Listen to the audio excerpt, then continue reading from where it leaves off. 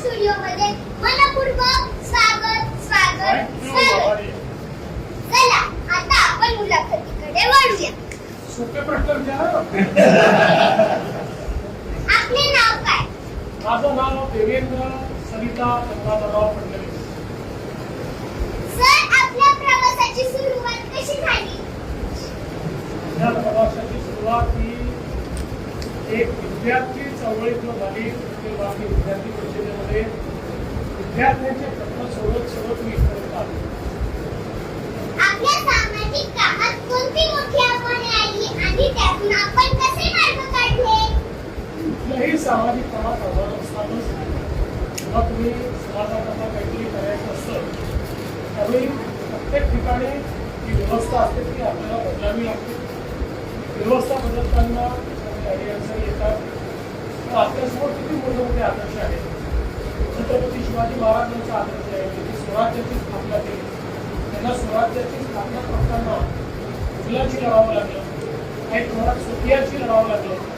पण त्यांनी त्या आव्हानांचा सामना करून व्यवस्था उभी केली.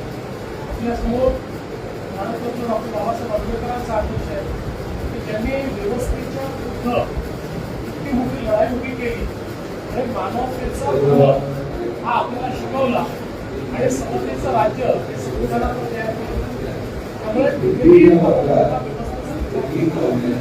त्यावेळी त्याच्याशी संघर्ष करावा लागतो.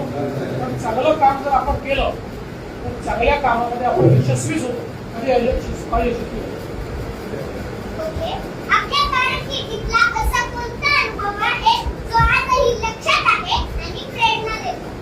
असे खूप अनुभव आहे पण आजचा अनुभव जास्त लक्षात राहील. तू देते तुला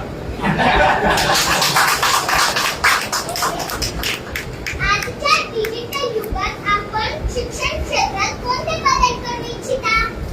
मला असं वाटतं की डिजिटल शिक्षण खूप महत्त्वाचं आहे आणि आज या शाळेमध्येच एक अतिशय सुंदर डिजिटल लॅबचं उद्घाटन केलं. ही इंटरॅक्टिव्ह आहे. त्याच्यामध्ये विषय देखील आपल्याला श्राव्य माध्यमातून पाहायला मिळतो.